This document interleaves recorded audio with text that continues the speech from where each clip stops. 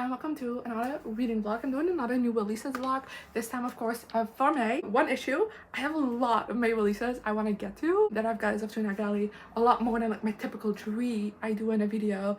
So I thought it would be fun because May kind of has a really full schedule. If you want to know, like, this is my content planner. I have things planned for every day, like every video day of the month, except May 20th. So that's when I want this vlog to up. It's currently May 8th. I got a bit of a late start to this vlog. We have until May 20th, so that's like 12 days. It's almost two full weeks to read as many May releases as I can. That's the plan. So I'm just gonna take you along for the ride, and honestly we're gonna see how many I'm gonna get done. I'm first gonna make a prediction. I'm gonna say 5. I feel like that's a little bit conservative, but like, I don't know, I feel like it's also a bit wild because I do also have other books to read, so it's not like I'll constantly be reading May releases. But yeah, my guess is 5. What is your guess? Leave it in the comments. And yeah, let's just dive into this and see how it goes.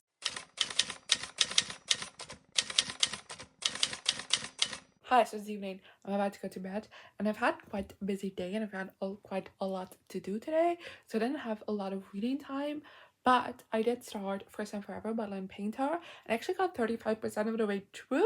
This book is reading so quickly. Like, I truly am not exaggerating when I say I didn't have a lot of reading time today. But in this book, we follow our main character Duffy, who is a huge football fan. And at a game with her favorite team, she ends up getting sexually harassed by the mascot, and she ends up pushing him off of her. And obviously the crowd only got to see the push, and now she is the #1 hated person within the football fandom. And then she gets invited on this like morning show to talk about her experiences, which her father forces her to take, because he's like, we can't have you as a jinx on our favorite team. We need to clear the air of what happened here. And there she's surprised by our male main character Connor, who is the star player on the team. He's a tight end, if that means something to you. And he was sent out to the morning show by his team because since this whole thing, a lot of women have been coming out with the mascot sexually harassing them, and like they fired the mascot. They didn't know this was going on until these complaints, but obviously like everybody's now also raising questions about if they knew or not, so the team is getting bad PR. And because he is like very well liked, they sent him to the morning show as well to kind of apologize for the team, clear the PR a little bit around it as well. But he and Duffy end up having like such great banter and like back and forth while on the morning show that kind of goes viral, but for positive reasons this time. And a lot of people are shipping them, so the team comes up with, like, the team manager comes up with an idea for Connor to ask her out on a date, obviously for PR reasons. And that's the basic setup of this book, and I'm 35% of the way through and I'm loving life. Like, I'm having so much fun with this book, which I was a little bit nervous for because Lynn Painter, I've liked her YA books, but the one adult book that I've read by her, which is Accidentally Amy, I wasn't the biggest fan of, so I didn't really know how to feel about this one beforehand because this is an adult book yet again. But I'm having a really good time. Like, I'm flying through this book, in case that isn't obvious by how quickly I'm reading it. But honestly, I do get why everybody became obsessed with the banter between Connor and Duffy, because I am obsessed with the banter between Connor and Duffy. Like, that banter is everything, the dynamics, everything. They have such an ease with each other, and I always love that in romance when two characters like have such a comfortable way of talking to each other, like being with each other, like right off the bat, and just, I don't know, flow. And they really have that going on, and I really like that. And I don't know, I really am liking the little progression between them so far that we've gotten. I like the cast of side characters as well. And yeah, the only thing I'm kind of nervous about is the first date was obviously prompted by his team. It wasn't necessarily his decision, although he was very into Duffy, so like he didn't mind, but like it wasn't necessarily his idea, and he has kept that from Duffy. And I'm very scared that they might encourage more of that relationship in a way where it will be hidden from Duffy, and I don't know if I'm a fan of that. I feel like that kind of gives me a little bit of the ick, so I really hope from this point onwards is all him, you know, and then the conflict will just be that she finds out that that first date wasn't him. I can deal with that, but like if there was more prompting now, I'm gonna scream, because that's something that's gonna make me nervous. But for the rest, I'm loving through this book, and I'm very excited to continue on with it. But it's late and I'm tired, so I'm gonna sleep, and then I'll see you tomorrow with hopefully a more in-depth update and more gushing. So I am 75% of the way to First and Forever. I don't mean to leave you hanging like this, but it's the next day. I just had lunch and I spent all morning reading this book. I'm 75% of the way through and I'm giddy. This book is so much fun. I don't know, the romance just has me giggling, kicking my feet. I love it so much. I also just love the character progression with both Duffy and Connor. I think they're great characters. And I also think this book is like mostly very like funny, goofy, silly, lighthearted, but at the same time, with Duffy, her mom passed away a year ago, and now her father is really struggling with his health. So there's a lot of discussions around that, and then also Connor's grandfather has dementia, and he feels guilty that he's not able to visit his grandpa as much now that he, of course, is a big football star. And the discussions around those are appropriately heavy, but like also still done in a way that makes sense with the flow of the story. At first, when the story read got introduced, I was a bit afraid that it tonally wouldn't match with the rest of the book, but I do think Lynn Painter does a great job balancing those things out. And I don't know, I'm still absolutely loving this book, and I hate that I have to get some work done right now because I just want to keep reading. So I'm gonna try and edit my video as quickly as I can and then I'm gonna finish this book. That's all you gotta know. Hi, so I finished First and Forever, and I'm giving this book 4 stars, which might sound a bit strange because I feel like I've only been gushing about it, but I don't know, there's something about it that didn't have a 5-star feeling for me. I don't know what it was, but I did really enjoy this book, and I would really recommend it. It's just a really fun time, really fun read, and if you love a male main character was completely heads over heels for a female main character, I highly recommend this one. I would say the way he just becomes so quickly obsessed with her might be a little bit unrealistic, but if you've got a book where the male main character is a famous person and the female main character is a big fan of that famous person, I feel like this is the only way to do it, is for the male main character to actually instantly become in love with her. I'm sorry, otherwise it's just imbalanced and it feels weird. But in this sense, it worked. I really liked it. I also just really loved Duffy's family in this book. I feel like I didn't give them a proper shout out. They're a lot of fun, especially her dad. I don't know, I did think the third conflict was a little bit stupid, but like it also happens like very late on in the book, so I feel like the author realized like this is something we don't need to spend too much time on, so I can appreciate that. But yeah, I don't know, I'm giving it a 4-star, which I think is good enough. You know, like I had a blast with this book and I would really recommend it.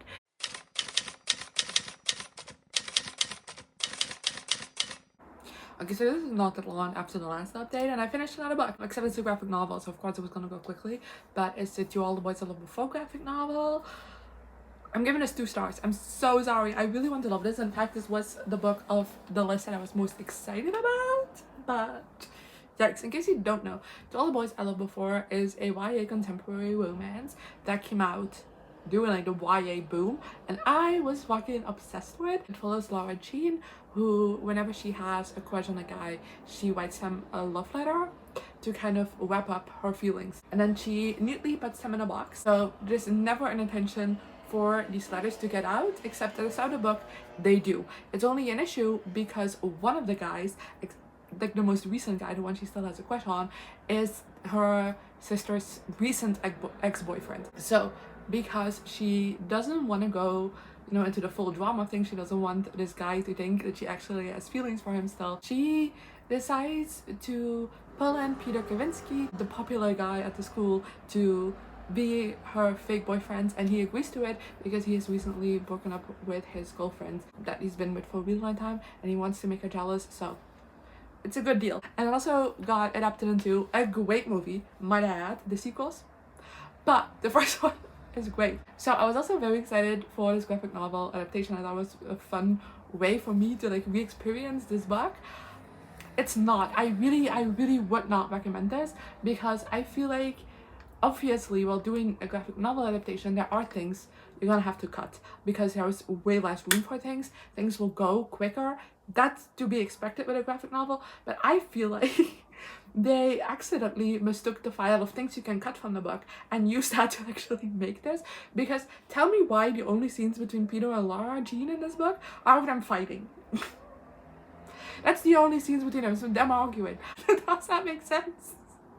You cut out so many just like adorable, great scenes, like their romance is one for the ages, and you cut out so much of that.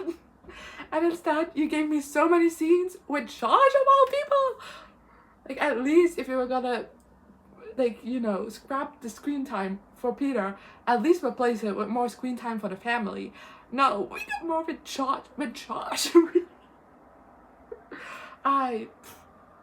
So yeah, it was kind of just baffling to read because we skipped over everything that's just important in this book, and it just made for like a very weird read. I do really like the art style, so that kind of pisses me off even more that, you know, I didn't like this. Let's get down to business, because it's honestly been a week since I last talked to you and I haven't read anything.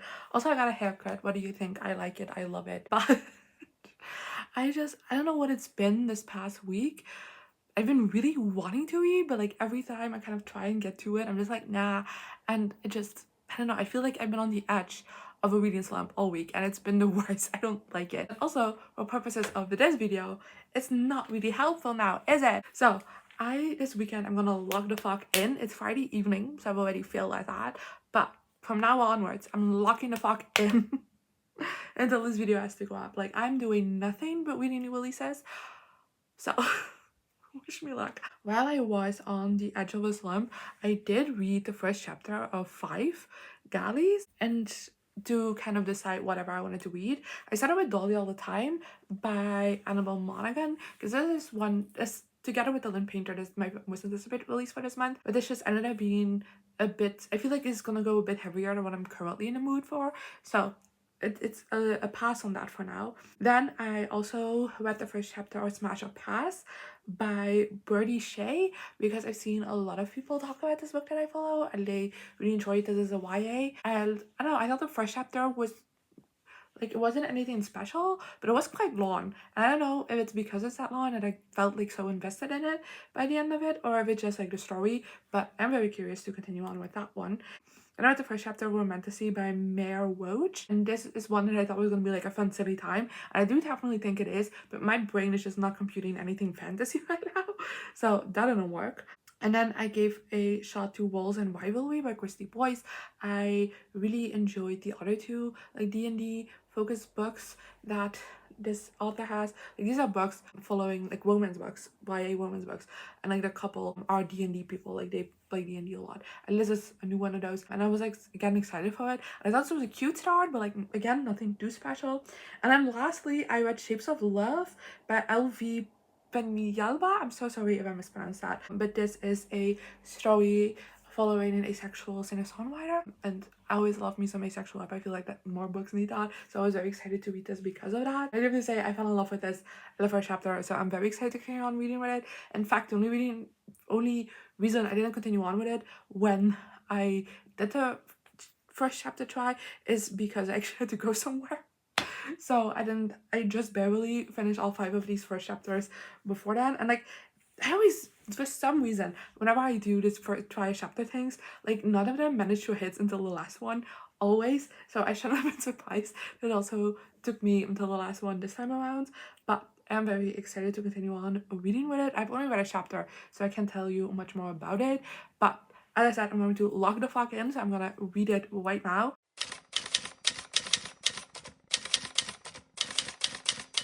So I did some reading last night and got a quarter of the way through Shapes of Love, and then I was too exhausted, so I went to sleep. I'm sorry. I really wish I got in a bit further, but I'm liking it. I have to say I'm just now getting to like the meat of the story, so I don't know what direction it's gonna go in. But in this book we follow Sasha, and she's like the music industry's hot new thing. Like, she is 19 and it's went like super viral for the song she wrote, and is now on her way to a Grammy, like a very big deal. And part of the reason why she's gotten so big is because her fans have really delved into her lyrics, and there's this whole like thing around them wanting to know who they are about and like trying to dissect everything, you know. There's this whole mystery around like the boyfriend, they call it, so the person these songs could possibly be about, considering they find it the greatest love story of all time.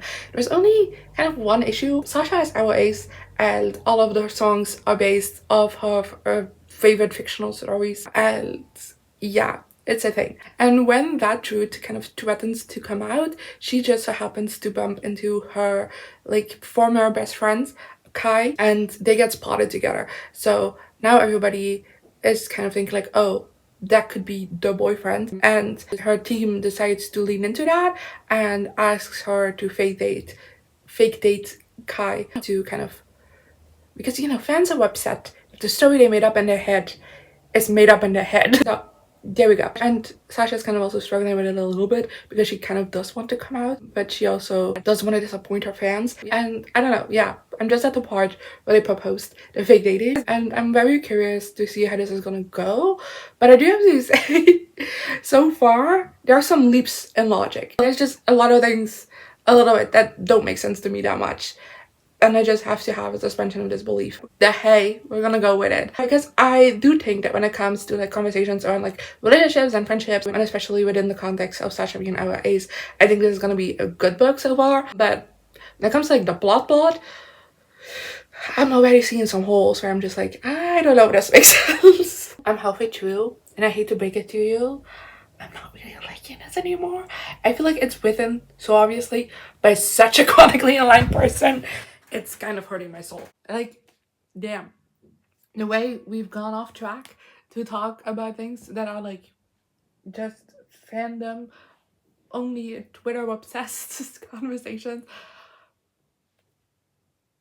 Especially because there's zero nuance in this book. Like, everything is very black and white, very simple. So when you try to bring in these topics that are very much discussed in fandom spaces in very toxic ways, because like I said, chronically online, doesn't really make me like you.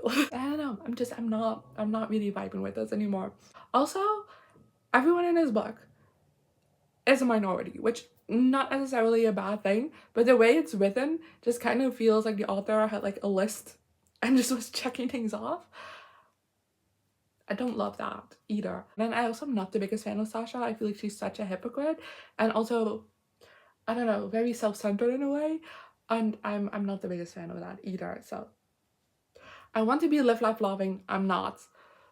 This genuinely kind of reads like baby's first fanfic. I hate saying that, but so I finished Shapes of Love and I give it 2 stars.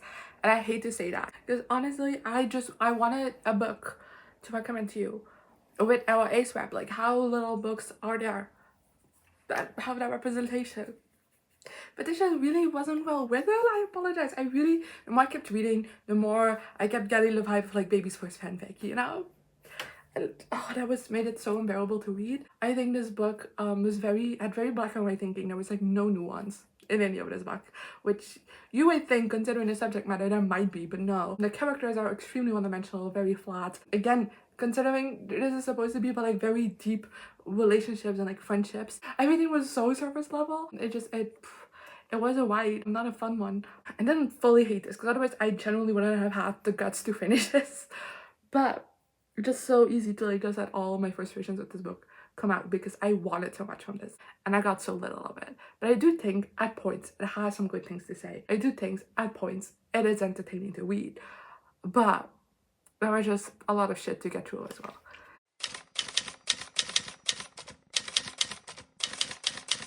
I'm truly a reading machine today, as I'm already a quarter of the way through my next book, Smash Up Pass. Can I also just say, before I talk about anything about this book, I just added this book on Storygraph and Goodreads as like Marquez is currently reading, and I saw on Goodreads that this author next book, which is coming out in January 2027, I believe, is about an era ace main character. It's in the air tonight. Anyway, in this book, we follow Ellie, who is autistic, and because of that, she's kind of put some rules on herself to kind of be the perfect person so that nobody really noticed that she's autistic, which includes the perfect boyfriend. But at the start of the book, this boyfriend breaks up with her, and during the summer she was supposed to go to this beach volleyball camp with him, but now she takes it as an opportunity to kind of shed all the rules and just be herself, and also kind of get him back. But that's like low priority, but it is a part of things. And that's actually when she ends up being teamed up with Sierra, who is also the daughter of the guy who runs the camp, and there might be a romance between the two of them. And I just have to say, I'm really enjoying this so far. I'm only a quarter of the way through, and we all know how it went last time, so I am hesitant, but I'm saying this is a lot of fun so far, and I think it's going to go in a good direction. At least I hope so. I'm having a lot of fun with this. I really like so far the start of the book. We are right now.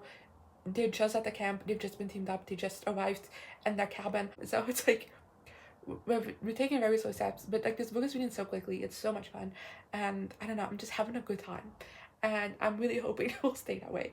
Hi, so it is the next day. It's already 4 p.m, which is way later than I expected to update you. Yesterday, after updating you, I didn't really read that much more. I read a little bit, and I was done for dinner, and then I watched TV with my mom, like I always do in the evenings. And then when I typically do my before bed reading, I wasn't really feeling that well. I don't know what it was. All of a sudden, I really, you know, just sometimes you're not feeling your best.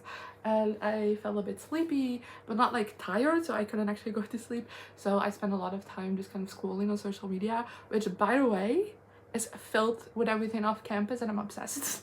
That's beside the point.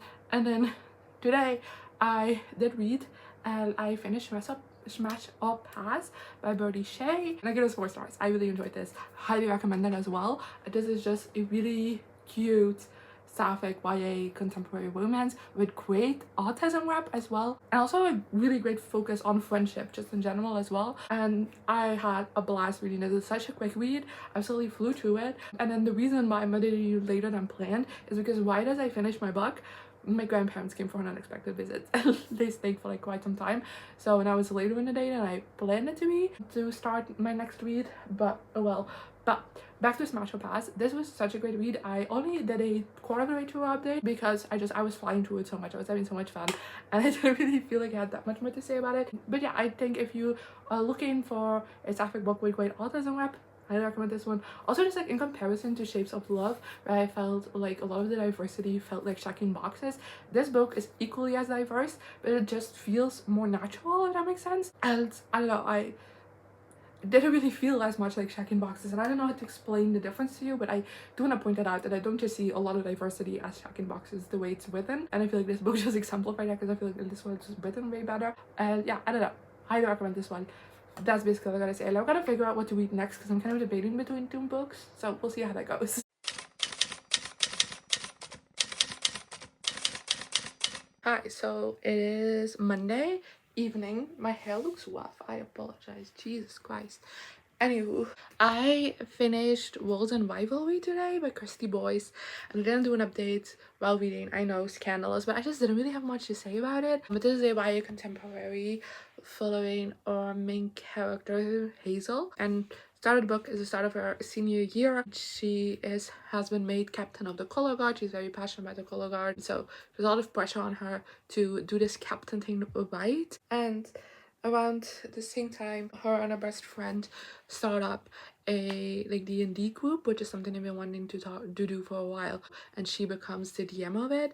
So also pressure around that, because of course she wants to be a great DM. And everything gets more complicated when her childhood best friend Max moves back to town, and he is a part of the percussion section of like the band. And in the school there's a long-standing rivalry between the color guard and the percussion section, but Hazel at first like, hey, we've always been friends, I'm excited he's back, so let's talk to him. But he kind of immediately is a bit of an asshole, so that kind of puts her off of things.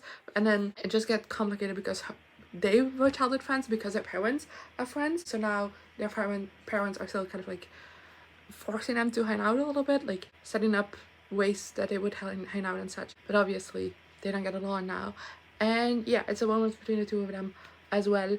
And I give this 3 stars. This is my least favorite of Kristy Boyce's books that I've read. I think the other 2 I've read were about 4 stars, but I just kind of felt meh about this one. I don't really have any opinions on it, hence why I didn't do an update while reading.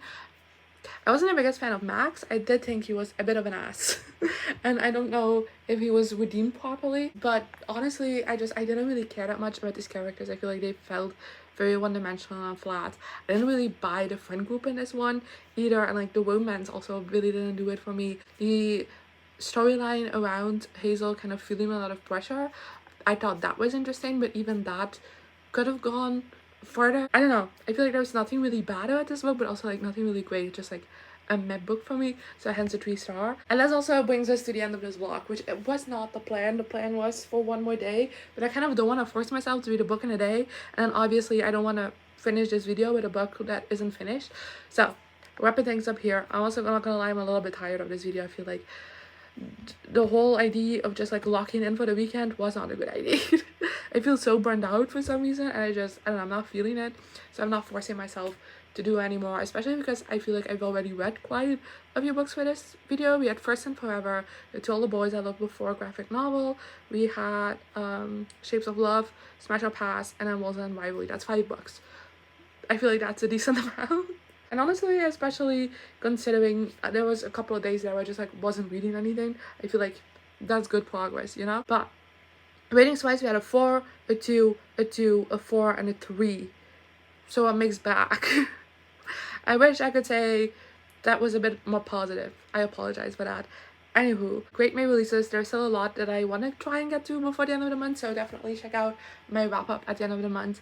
But that's kind of all I have for today. I don't know, I generally feel a bit burned out, so I'm sorry if that's coming true. But I hope you enjoyed this video. I'm gonna comment what you thought of these books if you've read them, and I'll see you later. Bye.